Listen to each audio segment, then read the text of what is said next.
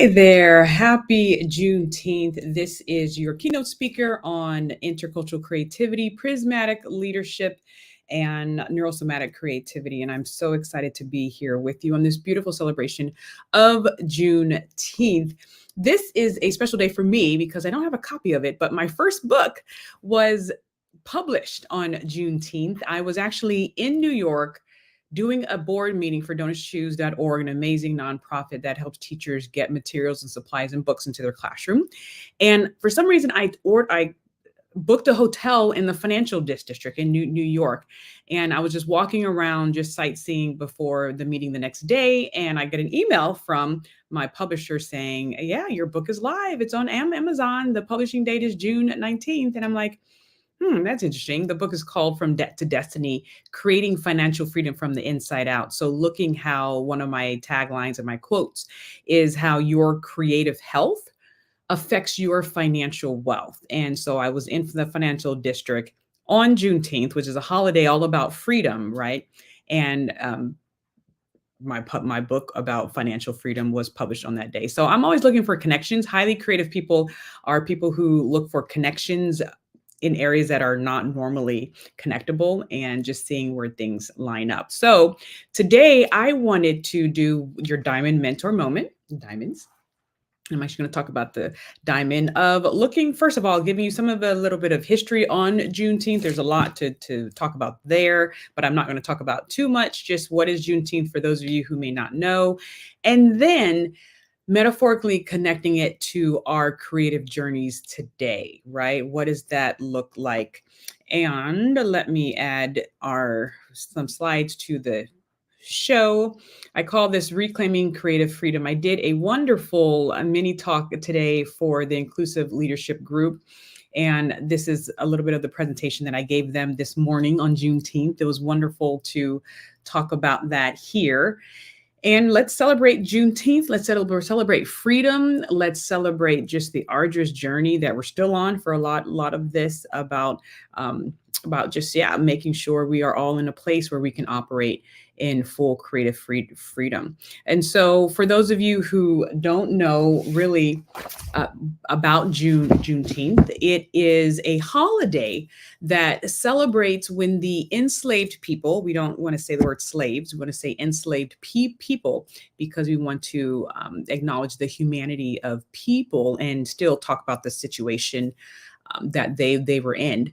So they were in Galveston, Texas. And those of you who know, my favorite president is Abraham Lincoln. I have a hand-painted portrait of him back there. So he signed the Emancipation Proclamation in January 1st, 1863, which did not free all the enslaved people. It only freed the people who were in rebel areas, right? Rebel states. So if you were a southern state or a northern state that allowed slavery to happen, but you were still remain loyal to the Union, the emancipation did not talk about those territories, only the rebel territories where the federal troops had no control. So really, what did it do? But what Frederick Douglass talks about and the cabinet knew is it put that first nail into the coffin of slavery. It was a one step in the right direction. So that allowed the rebel states, the enslaved people in the rebel states to gain their freedom. It turned out that the group all the way in Texas, after the Civil War was over in April of 1865, they did not know that the Civil War was over. They didn't even know about the Emancipation Proclamation. Why they didn't know, information didn't get to the right people. The masters didn't want them to know. I'm not sure about that. But they finally got word of their freedom in June of 1865. And so that's why Juneteenth was celebrated for that group in Texas. And as you know, it is now a national and federal holiday around the nation. Banks are closed, the post office is closed, and hopefully people are really taking this time to really think about what it means to be free, because they were free, but they didn't know it. And so I was just thinking about that and meditating on that truth of, Janine, are you ever in a position in some area in your life, where how does this apply to me? Have I been free in certain areas, but I don't know it. Of course, their situation is far more, dire and serious. But I always love to transfer concepts to my own life of what does this look like. So, what does it mean to be truly free? And in my idea of that, to be truly free in your situation, in your job, in your business, in your relationships, in your spaces, to be truly free to me means to be creative. You're able to creatively, right, express yourself in any type of method that feels authentic to you. And once again, when I say creativity, I don't just mean artistry. Artistry is definitely a part of creativity, but the definition that we talk about when we talk about creativity is that it's your ability to problem find and problem solve with relevance, value, and novelty. That's a definition that we use for our work and our research and our trainings and our keynotes. It's your ability to problem find and problem solve with relevance, value, and novelty. And so, if you're in a situation, let's say it's a particular job where they're like, here's your job description, just do this, say nothing else. We don't want your ideas. We don't want your perspective. We don't, just do the work, be a cog in the machine. Give us your 8 hours. Are you really free? You're trading your time for that. Are you really free? And so that's a question that I want to just present out to you. What is it? What does freedom mean to you? And are you free? For me, it means to be creative. It means to be able to express myself in any means that I can, verbally, artistically, within movement, within my creations, within my facilitations and in my courses that I create. Those of you who have taken my classes, I'm very unique. I bring in different aspects that are authentic to the learning process, but also authentic to the way that I feel people learn the best, the multiple ways people learn, but also the way that I teach, right? Bringing in the best practices from different areas. That's creative to me. I'm not told to teach this one way, only lecture, only do it this way. Nope, I bring in different ways in order to communicate the idea. So that's creativity to me. And this morning, we talked about what are ways to make sure we're not stuck in these creative jails, not these thinking jails, these imagination jails or curiosity jails. How do we know that we're exercising our creativity to its full capacity? Those of you who follow my work, I talk about the neuroscience behind creative thinking. There's a lot of new information coming out daily. So, it is fluctuating at times, but we're able to see so much more. And here's just a few of some of the cognitive strategies and methods and processes that your brain uses to think creatively. Divergent thinking, your ability to reframe situations, combinatory thinking. I tell people, if you have a cell phone, you have a result of combinatory thinking. How do we combine different things together to create something new? Unusual associations. We talk about low and high walls of associations and how highly creative people have low walls of association to get information through in different disciplines. And then what we're going to talk about today really quick is metaphorical thinking. Metaphors, analogies, similes, these different literary strategies that we use in our writing can be brought over and to use and to able to break free of these creative jails that we might find ourselves in. And so what does that look like? I asked people during my trainings, what do pigs and the Model T have in common? The Ford Model T. And the story goes that in 1913, Bill Clan, he was a mechanic for the Ford company. And he randomly, I don't know why he went to a meat packing plant in Chicago while Henry Ford was out of town. And he saw them, sorry for my vegetarians out there, but he saw them, dismembering these animals in order to get them ready to sell at the grocery store. And one butcher would just, the carcass would come and he would make his cut. And the carcass would come and he would make his cut. And then it would go to the next butcher and they would make their cut. And so it was basically this assembly line of dismembering these carcasses in order to get them ready to package up. And Bill Clan thought about that. And he said, if I'm watching them use this assembly line, this conveyor belt to dismember this? What if we reverse it and use a conveyor belt to put things together? Basically, the Ford motor car. It took about 12 hours and a team of people to put together one car.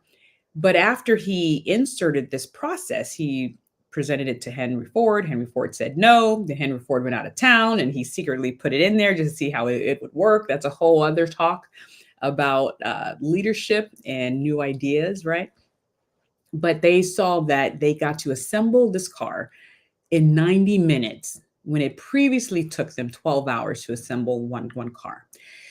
And so I use this as a metaphorical analysis, and once again, reminding the importance of getting out and meeting new people, going to new events, going to new experiences. I tell people to go out into new conferences and workshops that have nothing to do with your industry, right? That's exactly what he did. He is a mechanic who works with cars, and he went to a meat packing plant.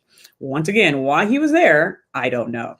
And so, totally revolutionized the industry. Industrialization blew up, and wages went up, the price of cars went down, and basically changed so many fields.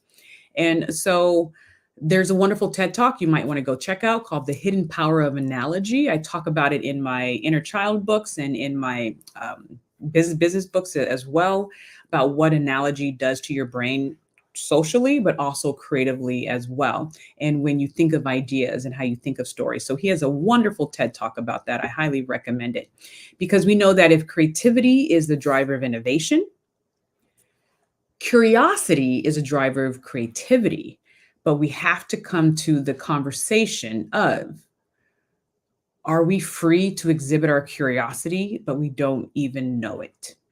Going back to our celebration of Juneteenth and freedom, right?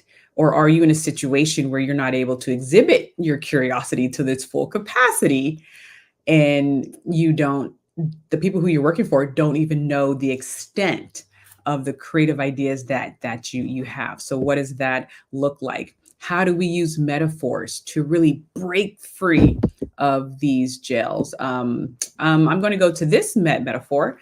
Those of you who've been following my work, this metaphor deeply. I use the diamond, right? And I'm really big on using metaphors in my environment to train my brain to think differently, to think in a new way. Trees, the bark, I don't know if I have my children's book available. I don't know where I just relocated. So everything's in boxes right now. But I have a page all about analogy and metaphors and how my son and I talk about the trees and the leaves and the bark and the roots. Scientifically, the biology is there. He has to know these parts of a tree, these parts of a plant. But metaphorically, what does it speak to? What's the wisdom that we can garner from that? And so that's a part of our curriculum, a lot of K-12 curriculum. We're heading in that direction. At least I'm trying to help us head in that direction of not just having people memorize facts, but really think at the wisdom level of what are these things actually telling us creatively, and how can we apply that into our life. And so we have a wonderful activity where I have people pick up different objects that are already in your space and really look at it. You can talk about this with observation. We have a whole observation training of how do you really open up your senses, your hearing, your eyes, and your different senses to observe better. The word observe comes from the Latin, means to attend to. What are you paying attention to? But when you're paying attention to it, how do you discover the creativity and the metaphorical wisdom in the objects that you have, right around you? Here's a pen, here's my phone, here's a frame, right? I can totally do a whole course off of this one object. Highly creative people and great leaders and teachers know how to turn any object into like a speech, right? And that's all through metaphor. If you understand or watch your top speakers of all time, like Martin Luther King and JFK, Maya Angelou, Margaret Thatcher, Winston Churchill, if you study their speeches, which I do have a book of speeches somewhere around here, from the presidents and Abraham Lincoln. If you study their speeches, you study and look at their use of metaphor, right? And this is why arts are so important for this type of creative thinking in non-arts areas, because it trains your brain to look beyond the surface and to communicate metaphorically. There's a wonderful lecture I love to watch about Civil War paintings, right? And how she said, they didn't have the words to express the gruesomeness of what they saw on the battlefield, but they had metaphor, right? And I love that quote, because they did. The paintings had metaphor about, I can't tell you in words what I see and what I'm experiencing on this battlefield, but I can through metaphor. And so that's why this is really important. That's why the arts are really important to embed into the curriculum and into adult curriculum, because it trains the brain to better use metaphor for thinking. So I'll just end with this, and I'm actually going to talk and show the Philadelphia of the Liberty Bell, since we're talking about liberty. What does it mean to be truly free? Here's me talking about this when I visited the Liberty Bell, which is a symbol of freedom in our nation. Janine, your intercultural creativity and prismatic leadership keynote speaker. I am in Philadelphia, and it's the first time that I've been here, even though I'm going back into my education. I'm thinking about all the things that I learned that happened in Philadelphia, like the signing of the Declaration of Independence and the first president's home, and of course, the Liberty Bell. I had a chance to see with my own eyes the Liberty Bell, but really walk through the mini museum that they had of it. I am here doing a training for healthcare leaders with the wonderful Synergen consulting group, talking to them about creativity, talking really to them about liberation. When you think about creativity, you think about your ability to be free to create, to be free to share your ideas. And liberty to me is along those same lines of being able to create. We have appearance bias, right? What does that mean of how people rate the creative ability of people based on their appearance? I had the pleasure to attend Janine's keynote speech today, and when I say there was a part of my brain that was re-engaged because she utilized play to bring us all together. So even if a serious topic is what we were discussing, our brains had the opportunity to engage that topic in a way that directly bringing it to us would have been different. So I'm very, very motivated by what I learned, but I also took away some things as well that I can utilize in my everyday, in my business and at home. So it is not by chance that I am in our nation's city of liberty. This trip is just helping me really think about what it means to be free today, what it meant to be free back then, and how creativity really plays in. When you are fully able to be creative in your space, fully able to share your ideas and to know that you're heard and your ideas are valued and able to be built upon, and you're fully able to use your time how you see fit, that to me is liberty. That to me is freedom. And just the dichotomy of that word throughout the generations was very interesting. When I walked out from the Bell, it's sunny now. It was raining earlier, but it was still raining and the sun was out. So I was like, that is quite the dual experience. But to me, that's basically how liberty was for so long, that dual definition of what does it truly mean to be free, and who does that word really attend to? Who are they really thinking about with that? So a lot to think about, but I had a great time training some magnificent leaders in healthcare, in HR. We even had some bankers there, a CFO. We heard from great speakers. Half of it was online, half of in person, and then I closed out the whole event with, of course, my training, brain health, brain capital, perspective shifting, and playing with Legos and getting them to think differently about their work and think differently about how they build their teams and connect with one another. So in Philadelphia, come visit, and when you go visit your different cities, if you travel a lot, be sure to just pop around and get some historical information, it really helps you think more creatively